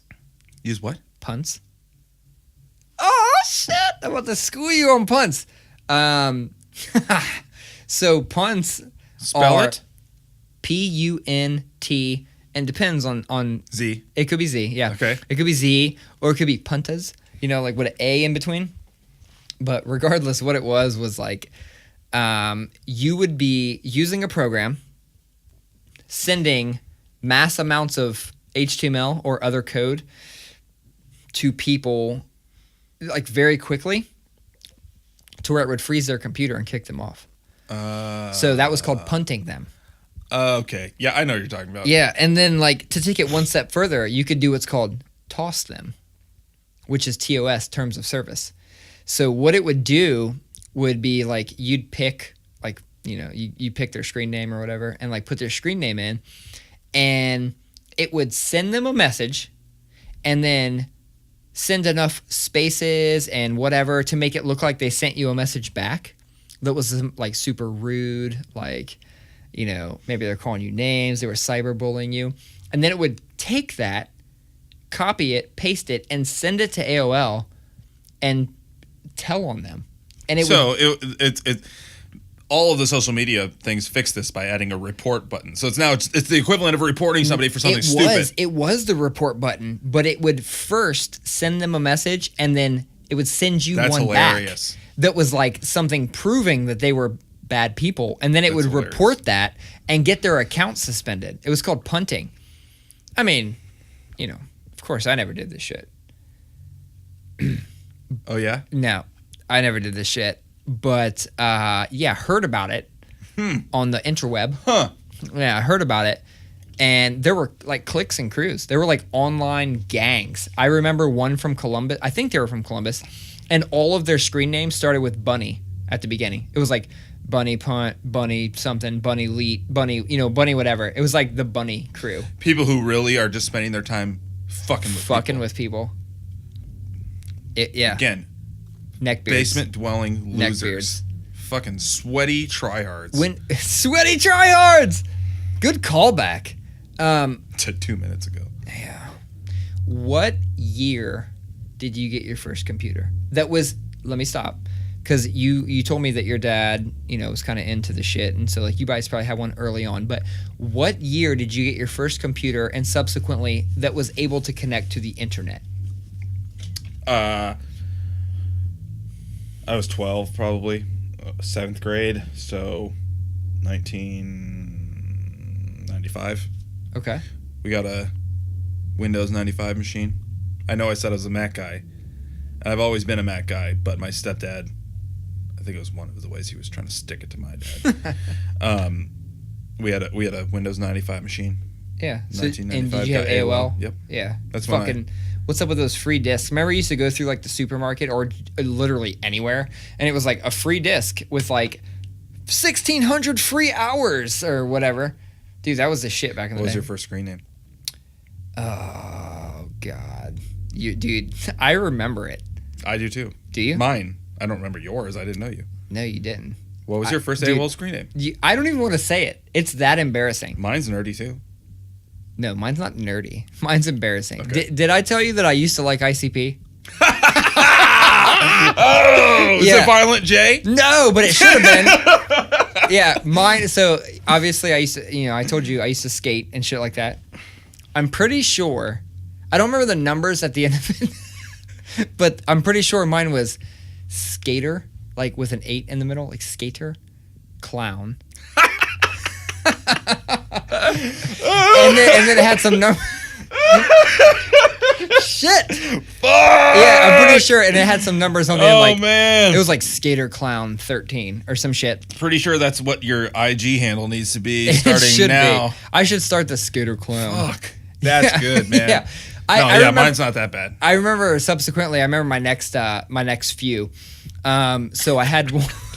When they actually opened it up and allowed you to have more than like 8 characters, it was like a relatively low number, and they got too many people in, so they opened it up to more characters, and it was XX setback XX. And before I ever played an instrument, we had already determined in our mind we were going to start a band called Setback.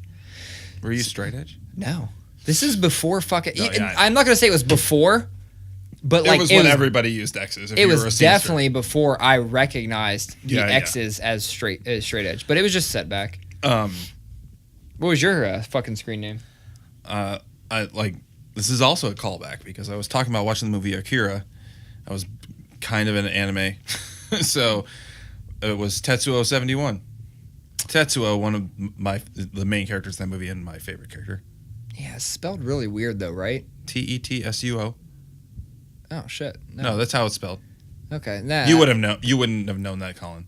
Fuck no. I never got into anime. I didn't really. I'm not like. I recognize the good stuff. I've got a lot of friends who are like anime fans, and I don't track with it. Fanimes? Is that a thing? No, they're fucking should be. They're called something. They're called. Shit, anime fans are called. Dude, fuck it. They should be called Fanimes.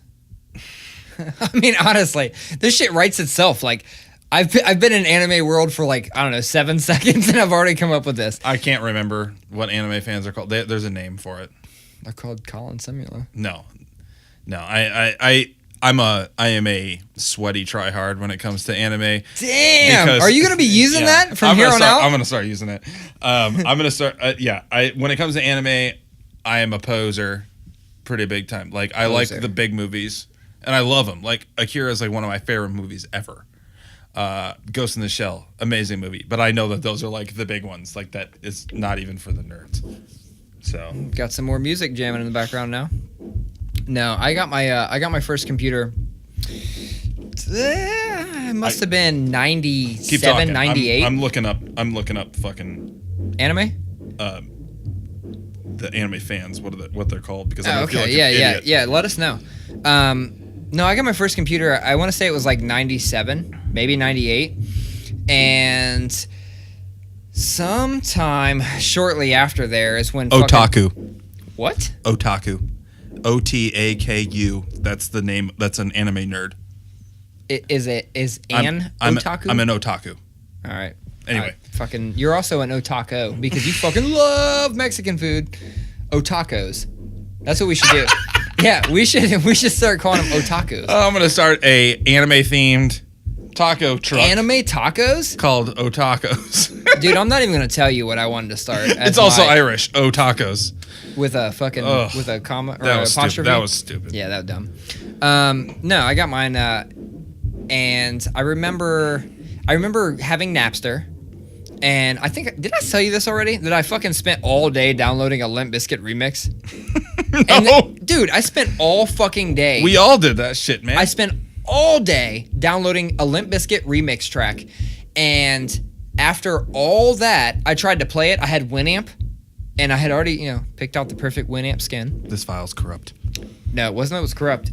It just kept skipping and wouldn't play. And it took me all day to figure out why it wouldn't play. It's because my computer only had 33 megahertz, and you needed at least 100 megahertz to use Winamp. So I spent all fucking day downloading this one MP3 file, only for it to go, man. I remember, and I was like, what the fuck is it doing? I remember downloading shit like that, and you're like, 14.5K a second, hell yeah, and all of a sudden it's like 0.002K per second. You're like, god damn it! I was such a snob. I would only download from people that had T1 lines. Mm-hmm. Absolutely. I was like, they're at a college or a university, and they're fucking. Yep. They got all the bandwidth. I'm downloading from them, and even then, it was like, what do you dumbass kids know about T1s? Yeah, what the fuck? What? I don't even know what constitutes T1. I just know that at the time there was T1, there was T3. not a lot of motherfuckers had T3, so I was downloading only from T1. There was one that was like 4 letters, started with an I. IPVV? No. Dude, I fucking literally just made up 4 letters and put them together. That's fine. I was hoping you'd be like, yeah, that's it. And I'm like, what is that, Collin? I tried to bait you. I tried to bait you into that one. 56.6. 50. Oh, yeah, K? Yeah. Yeah, fuck yeah. Did you have the internet where you had to actually literally set the phone on the fucking modem? Like, no. You took the handset and put that bitch on the... I didn't either, but I had a friend who had that. That was my first... You set that up like you were about to say you had that. Fuck and you were no. like, I didn't either. No, dude, we were so broke. We didn't have that shit forever. I had AOL. AOL was the first thing. And I remember going... When Easton opened, I remember going to the Dell store at Easton and building what I thought at that time was a fucking supercomputer. I was like, I could probably launch a NASA rocket from this thing. Like, this motherfucker is dope. You know what I remember from when Easton opened? What?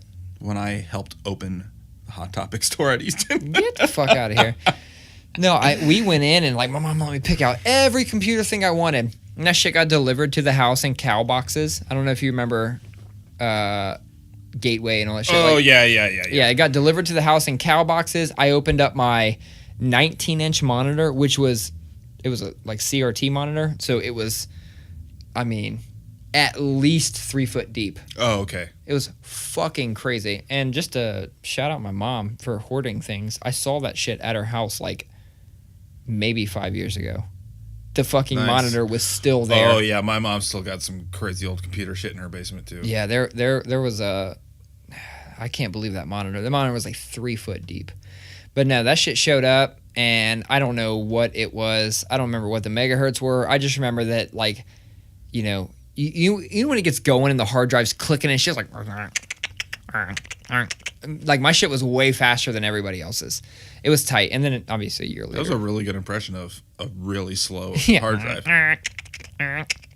Yeah. Yeah. Now, and like a year later, it's got to click about 40 more times and then it'll load. Yeah, a year later it was garbage. Like nothing worked on it anymore. You kids these days don't know the struggle. Dude, we're at a fucking hour and 46. God damn. Like today kind of flew. You interrupted a joke I was making, but it's okay. I said My kids bad. these days don't know the struggle of pornography loading. Like, oh my god. So on Skater Clown, while I was on the Skater Clown chats, no, we used to go in like the chat rooms. Do you remember like Columbus chat and like shit like that? Well, yeah. Okay, yours would have been more like Michigan chats and shit like that. But I met a lot of people in those chat rooms, and you hit them with the ASL. Did you hit them with the ASL back in the day? Yeah. Yeah, of course. And there was always some fucking asshole.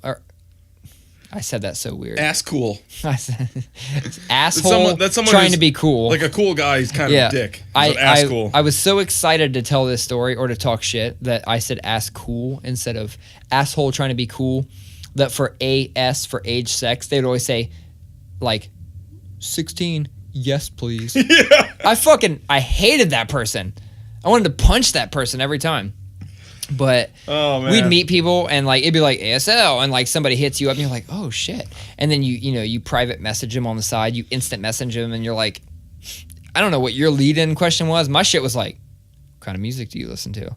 I was like, I dare you to say anything remotely close to what I listen to. You like Korn? Yeah, say Korn, say Deftones, say Limp Bizkit, say Soulfly. You fucking mention anything close to that, I'm going to assume that you're hot as shit.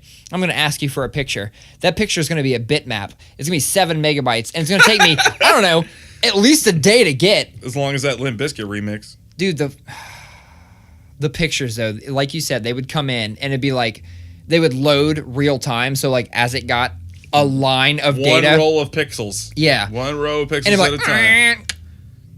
And I'm like, oh my God. And I could start to see like a forehead and an eyebrow, and I'm like, I don't know. Looks like those are black eyebrows. I feel like she painted those on. Yeah. She's probably goth. That means she's probably hot. That was definitely my you kids, teenage steez. You kids these days. We'll never understand the struggle of 28.8 porn. 28.8. Fuck, man. Even I don't understand the struggle of that because, like I said, the first time I got the internet, it was already 56K. So I told you I had was a broke, 14.4, dog. I was broke. I had You a guys were 14.4. rich. I was not rich. You guys were rich. We were not You were rich. rich with technology. Last question I'm going to ask because we do need to wrap it up. Yep. I got a text from my wife. I'm hungry. Oh, word? So, and I'm feeling hungry too. I'm kind of hungry, but I also ate pizza right before I came here. I grilled burgers. That's so American. I really should have did that today. I don't think we have any propane right now or propane accessories. Real quick, we kind of rolled over it real quick. Memorial Day. Shout out to everybody who gave their life so we can sit here doing this shit. Fuck yeah. So, did you have family members that served? I have. I don't have any family members who were killed in action. No, I don't either. But yeah, and I'm not a military guy. I'm not a war guy. But hell yeah, man, you guys, those who fought and died for what we get to do every day in this country. Shout out Memorial Day. And there's actually people. We're gonna have some people on that have been through that. One in particular I would love to have on is Shawnee G. And I don't know if you know him or not. He's somebody that's he's like the epitome of a good ex-military person where he learned all the skills. He's been through some shit. I'm sure he's seen some shit that he doesn't even want to talk about.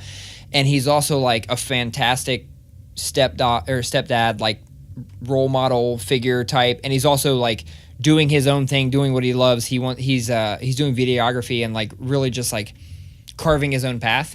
You know what I'm saying? Like it's like the typical American like dream. Went to war, saw some shit he didn't want to see. Probably harbors a lot of that. I would just love to talk to him. Mm-hmm. He's a good guy. Last thing I want to ask about though is just keeping with the whole social media thing. Has social media actually changed your parenting styles at all? Not yet. Not yet. Could you see? Yeah. You could see it. Yeah. I don't think it'll change me from a perspective of I see something and I want to change because of it, but it's definitely going to change my perspective on how I parent to prep him for social media. Mm-hmm. Does that make sense? 100%. Yeah. That's what I mean. Yeah. I agree with that. Yeah, because honestly, like, judge me all you want. I don't give a fuck. I don't give a fuck to be judged. I don't care about any of that. But, like, as I see the landscape of social media changing and how it affects people, I know it's going to affect him. I feel like all I want to say to my kids over and over is what Obi-Wan Kenobi said to Luke Skywalker in Star Wars, the first one, is the internet is a wretched hive of scum and villainy. I feel you. You see me blowing that gnat away? Yep. Yeah. No, I mean, with that... I agree, man. It is... my kids just need to know that the internet is a dark place. That's all I want them to know, really. It is the best, one of the best things that has ever happened to humanity, and also one of the worst. It really is. That being said, I tried to have my kid cuss just to get it out of his system. I was like, dude, just say a bad word because I want you to get it out of your system. I want you to know that there's nothing mysterious around it. I don't want you going around your friends and just dropping cuss bombs all over the place. And he was like, nope. Wow. Cool. We saw Detective Pikachu today, mm-hmm. and Pikachu said damn twice and hell once. Mm-hmm. And every single cuss. And I cuss all the time in front of my kids. I drop the F-bomb multiple times. You do too. Yeah, absolutely. And it's just funny because they were like, all my kids are like looked right at me like, oh, can't believe Pikachu said that. My kid won't say chicken breast. He won't say breast. I mean, it actually kind of like blew my mind. I was like trying one day. I was like, what do you want? And he's like, chicken. I'm like, well, what kind of chicken? You want drumsticks or breast or what? He's like, and he like froze up. And I was like, what?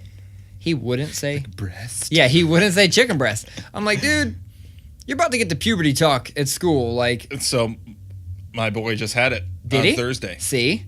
And I told you this shit was coming. Fourth grade is crazy. 5th grade. Oh, we had it in 4th. Oh, yeah. And he didn't want to do it. He was really, he's like, I would rather talk about this at home. And it's like, I get it, but the next day I got home from work and he's sitting on the couch playing Fortnite and I'm like, how was the boner talk, buddy? Boner talk. And he goes, all I gotta say I need to bleach my brain. Oh my God. That's funny. All right. I think with that, we should probably just wrap it up. Trivial things? You gonna do it? Oh, shit. How could I forget? I got one. You got one? Hit me. Being fucking honked at because I didn't notice that the light turned green. Ooh, and it's like... Fuck you. 0.5 seconds. Fuck you. I'm trying to think. I got honked at today. On Memorial Day? On fucking Memorial Day. I'm in my Jeep. I'm at a light. Got the top off. It's nice, breezy outside. I'm having a good time. I just picked up some Taco Bell for lunch on Memorial Day. Dude. And...